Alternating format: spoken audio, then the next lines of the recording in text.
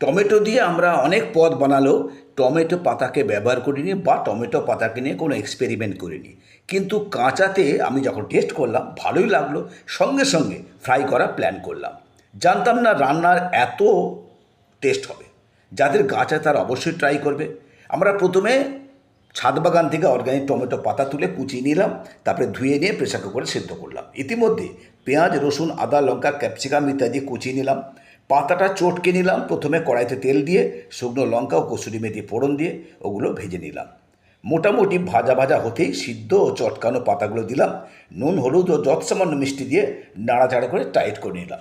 তারপরে কিন্তু নামিয়ে নিয়েছি। দুপুরে প্রথম পাতে জাস্ট ফাটাফাটি হয়েছিল, মনে হচ্ছিল আরেকটু হলে ভালো হতো। যাই হোক, তোমরা ট্রাই করতে পারো, খুব টেস্টি।